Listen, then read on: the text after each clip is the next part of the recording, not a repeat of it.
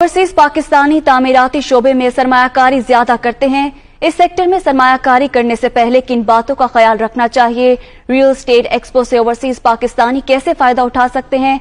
इस हवाले से दुनिया न्यूज ने real estate expert Naveed Ahmed और पाकिस्तान बिजनेस काउंसिल के जनरल सेक्रेटरी अताउल हक के साथ एक फोरम का इनेकाद किया। Head of international news operation Azhar Javed से गुफ्तगू करते हुए मेहमानों का क्या कहना था, आइए आपको भी दिखाते हैं। बिस्मिल्लाहिर्रहमानिर्रहीम। दुनिया न्यूज़ लंदन स्टूडियो से मैं हूं अजहर जावेद और दुनिया फोरम में आज हम जिस मौजू पे बात करने जा रहे हैं वो ओवरसीज़ पाकिस्तानीज़ के लिए बड़ी अहमियत का हामिल है। हम देखते हैं कि यहाँ पर रहने वाले पाकिस्तानी अपने वतन अजीज़ में सरमायाकारी के लिए बेचैन रहते हैं और ख़ास तौर पर ये ज़्यादातर सरमायाकारी रियल इस्टेट में होती है। रियल इस्टेट को लेके लोगों के जहाँ खुशगवार तजर्बात हैं, कई दफ़ा उनके लिए नेगेटिव चीज़ें भी सामने आती हैं। तो इसी हवाले से आज हमने इस फोरम का एहतमाम किया जिसमें हम बात करेंगे पाकिस्तान में मौजूद रियल एस्टेट अपॉर्चुनिटीज़ की और दूसरा क्या क्या करना चाहिए, देखना क्या चाहिए प्रॉपर्टी के लिए और कैसे बाय करना चाहिए। इसके लिए आज हमें ज्वाइन कर रहे हैं नवीद अहमद साहब, यहीं पे ब्रिटिश ओवरसीज़ पाकिस्तानी और अपना एक प्रोजेक्ट ये चला रहे हैं ग्वादर में ब्रॉडवे के नाम से। उसके साथ जनाब अताउल हक साहब हैं, ये पाकिस्तान प्रॉपर्टी एक्सपो करवा रहे हैं यहाँ लंदन में मई के दौरान।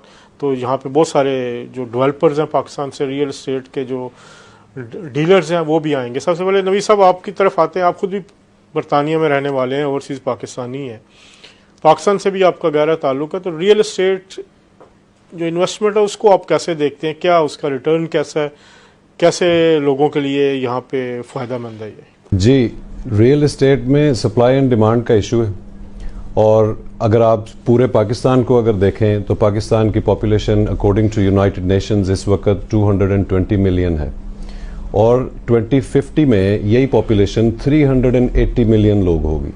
कहने का मतलब है कि between now and 2050 5.5 million extra people every year. So उसकी वजह से अगर 5.5 मिलियन लोग, जिसका मतलब है 55 लाख लोग अगर हर साल पॉपुलेशन इंक्रीज हो रही है तो उन लोगों ने कहीं रहना है, जिसकी वजह से प्रॉपर्टी की डिमांड है and until the demand is fulfilled that will carry on, उसकी प्राइसेस बढ़ती रहेंगी। इस वक्त पाकिस्तान में प्रॉपर्टी की ओवरऑल शॉर्टेज है और वो shortage is somewhere close to 2 million properties overall in Pakistan. और अगर आप देखें प्रोजेक्शन प्रॉपर्टी जो पॉपुलेशन जो बढ़ रही है 2050 में, यही अगर इसी तरह ही डेवलप करते रहेंगे तो यही जो शॉर्टफॉल है फॉर प्रॉपर्टीज इज ने 11 million. So supply and demand is all, जो name of the game is supply and demand. अगर सप्लाई इज मोर डिमांड से ज्यादा है तो प्रॉपर्टी की प्राइसेस कम होंगी और अगर वही सप्लाई जो है डिमांड से कम है तो प्रॉपर्टी की प्राइसेस बढ़ेंगी। तो इस नजरिए से अगर देखा जाए तो पाकिस्तान में अगले, जो मेरा अपना हिसाब है, अगले 30, 35, 40 साल प्रॉपर्टीज की प्राइसेस हमेशा बढ़ती जाएंगी, कम नहीं हो। हम देखते हैं कि ओवरसीज पाकिस्तानी जो है उनके लिए बड़ा मुश्किल हो जाता है समटाइम्स के वो एरियाज को लोकेट करना कि किन एरियाज में ज़्यादा सूदमंद होगी, क्योंकि जिसका जहाँ रिश्तेदार या भाई या कोई जानने वाला होता है वो उस पर ज़्यादा फोकस करता है। तो आपके ख्याल में लाहौर, इस्लामाबाद और ग्वादर का काफ़ी नाम रहा, तीनों जगहों पे क्या इन्वेस्टमेंट रिटर्न आप समझते हैं कि ज़्यादा? देखें, अगर जिस हिसाब से मैंने बात की कि प्रॉपर्टी की डिमांड तो पूरे पाकिस्तान में है, मगर अगर आप इन्वेस्टमेंट के हिसाब से उसको देखें तो इन्वेस्टर को चाहिए कि उसको रिटर्न कितना मिलता है, कितने टाइम में कितना रिटर्न मिलता है। सो अगर आप देखें कि इस्लामाबाद, कराची, लाहौर, ये जो बड़े बड़े शहर हैं ये मैच्योर मार्केट्स हैं, इनमें उस किस्म का आपको रिटर्न नहीं मिल सकता जो एक नया शहर जो बनने जा रहा है, जो ग्वादर है। और ग्वादर की इम्पोर्टेंस पाकिस्तान के लिए, पाकिस्तान की इकोनॉमी के लिए, पाकिस्तान के लोगों के लिए इस वक्त भी मेरे हिसाब से लोगों को उसका अंदाज़ा नहीं कि ग्वादर कितना इम्पोर्टेंट है। अगर आप देखें कि चाइना का जो जर्नी टाइम है from China to Dubai is 44 days, 44 दिन लगते हैं और वही जर्नी टाइम सीपैक के थ्रू सिर्फ 7 दिन लग जाता है। और एक एस्टिमेट्स के हिसाब से जिस जगह जर्नी या शिपिंग की कॉस्ट अगर 10% कम होती है तो उस मुल्क की एक्सपोर्ट 20% बढ़ जाती है। उस हिसाब से अगर देखें, सिर्फ एक सिंपल लॉजिक है कि चाइना का जो जर्नी टाइम है जो 44 दिन से 7 दिन का हो जाएगा, उसका मतलब है कि 85% रिडक्शन है उसी फॉर्मूले पे अगर मैं देखूं तो ये इमीडिएटली पाकिस्तान की एक्सपोर्ट जो है 160% ग्रो कर जाएगी just because of that port.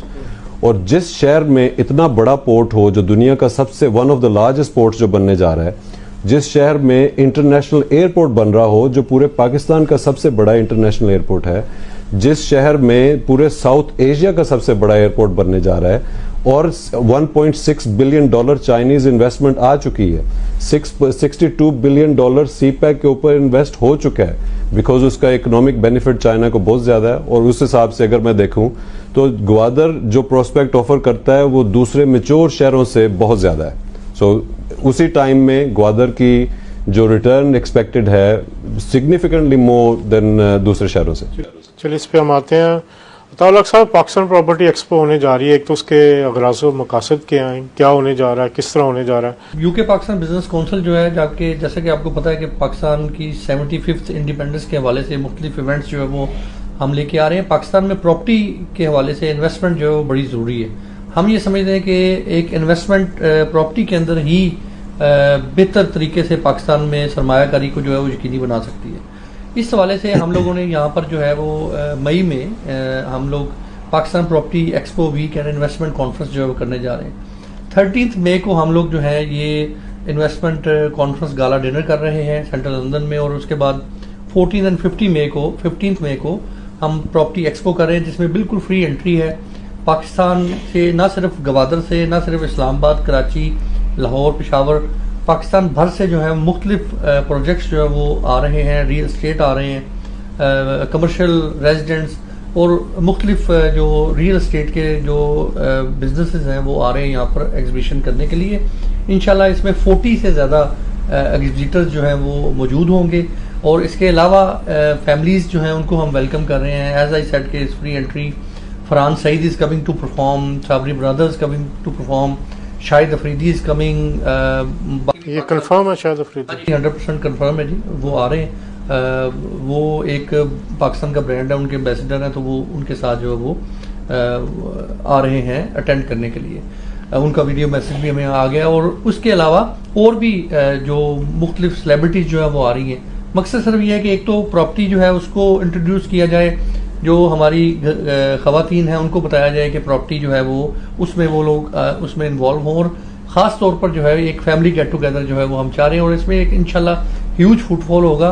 मकसद अगेन वो यही है कि ये इवेंट, हम इस इवेंट के ज़रिए पाकिस्तान में सरमायाकारी जो है उसको यकीनी बनाएं, और जितने भी प्रॉपर्टी के लोग हैं, चाहे वो पाकिस्तान में हैं, यूके में हैं, उनको जो भी maximum UK Pakistan business council support कर सकती करें। अच्छा नवीद साहब, आपकी तरफ आता हूँ। आपने अभी ग्वादर की बात की, तो ग्वादर में हमने देखा है कि कुछ काफ़ी लोग मुतमईन भी नहीं, क्योंकि कुछ ऐसे प्रोजेक्ट्स हैं जो कहा तो जाता है कि ग्वादर शहर में है, लेकिन पता लगता है वो ईरान के बॉर्डर पे हैं जाके। तो उस हवाले से हमारे बहुत सारे लोगों की कंसर्न रहे हैं। आप जो प्रोजेक्ट चला रहे हैं ब्रॉडवे सिटी के नाम से है आपका, तो क्या लोगों को आप एडवाइस करेंगे ग्वादर में इन्वेस्टमेंट के हवाले से, क्या करना चाहिए, कैसे देखना चाहिए, और फिर इन्वेस्ट? देखें, ग्वादर जो तहसील ग्वादर की है उसकी कोस्टल लाइन तकरीबन 700 किलोमीटर की है, मगर ग्वादर जो मास्टर प्लान जो अप्रूव हुआ है 2017 to 2050 का जो स्मार्ट सिटी का मास्टर प्लान अप्रूव हुआ है, उसकी टोटल विड्थ मेरा ख्याल है 50 किलोमीटर होगी या 60 किलोमीटर होगी। मीन्स के जब ग्वादर अनाउंस हुआ 2007 में, उस वक्त लोगों ने एक किस्म का जैसे गोल्ड रश हो गया, लोगों ने हर जगह ग्वादर में प्रॉपर्टी खरीदनी शुरू कर दी। मगर वो 2007 से लेकर 2017 तक जो उसके बाद जो मास्टर प्लान जो बना है उसमें डिसाइड हो गया कि ये एरिया जो है ये ग्वादर स्मार्ट सिटी का होगा, यहाँ पे डेवलपमेंट होगी। उसमें उन्होंने स्मार्ट सिटी की प्लानिंग के हिसाब से डिफरेंट एरिया को जोन कर दिया है, कहाँ पे रेजिडेंशियल बनेगी, कहाँ पे इंडस्ट्रियल, कहाँ पे कमर्शियल, कहाँ पे रिक्रिएशनल किस्म की डेवलपमेंट होगी। और जो लोगों ने अपनी प्रॉपर्टीज उसके बाहर ली हुई थी, तो उनको पुरानी तहसील लेवल की जिनको एनओसी मिली हुई थी, उनकी एनओसी वैलिड है, मगर उसके एंड के ऊपर आपको नजर आएगा लेटर बी लगा हुआ। उसका मतलब है कि वो जीडीए मास्टर प्लान के अंदर सपोर्टेड नहीं है। सेकेंडली, जीडीए का मास्टर प्लान जो है इसकी 3 डिफरेंट प्रायोरिटीज हैं फॉर डेवलपमेंट के लिए, short term, medium term and long term. Long term meaning 2050 के करीब जाके। ये जो रिजर्व लैंड जो दूसरी प्रॉपर्टीज हैं जिनको बी लगा है वो रिजर्व लैंड में है और वो 2050 तक उनकी डेवलपमेंट का कोई प्लान नहीं है। अगर वो डेवलपमेंट होंगी तो उस सोसाइटी के अंदर ही होंगी। कहने का मतलब है कि गवर्नमेंट अपना इंफ्रास्ट्रक्चर जो रोड या कनेक्शन या हॉस्पिटल उनके इर्द गिर्द नहीं बनाएंगे, क्योंकि जो एरिया उन्होंने एलोकेट किया हुआ है वो मास्टर प्लान की जो पॉपुलेशन इंक्रीज है जो 2050 में इज एक्सपेक्टेड कि वो 2 मिलियन तक हो जाएगी, वो उसको अकोमोडेट करने के लिए अनफ है।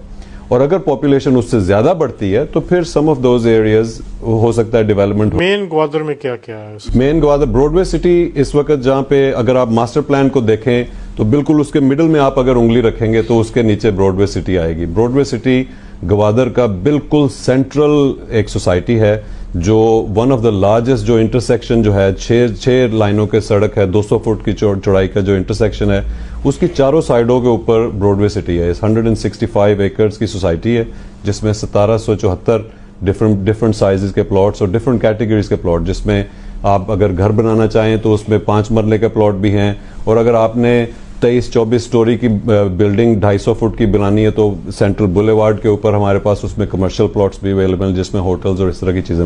प्रॉपर्टी एक्सपो के हवाले से यहाँ पे जो लोग खरीदना चाहते हैं प्रॉपर्टी पाकिस्तान में, क्या एडवाइस उनको, क्यों कैसे फ़ायदा हो सकता है उनको पाकिस्तान प्रॉपर्टी एक्सपो से?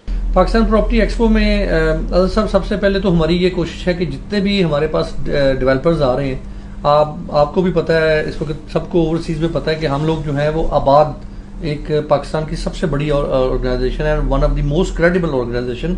आबाद हमारे साथ जो है वो ऑन बोर्ड है, ओवरसीज मिनिस्ट्री जो है वो हमारे साथ ऑन बोर्ड है इसमें। तो इसमें हम लोगों की कोशिश ये है कि जितने भी मैक्सिमम जो प्रोजेक्ट्स या रियल एस्टेट के जो भी एग्जीबिटर्स आ रहे हैं, या तो उनके पास जो है वो एनओसी होना जरूरी है, चाहे वो लाहौर के हैं तो एलडीए से एनओसी हो, रावलपिंडी है तो जिस शहर के भी हैं तो उस जो डेवलपमेंट अथॉरिटी है उसका एनओसी होना जरूरी है, और अगर एनओसी नहीं है तो वो एटलीस्ट आबाद के जो है वो मेंबर हो जरूरी।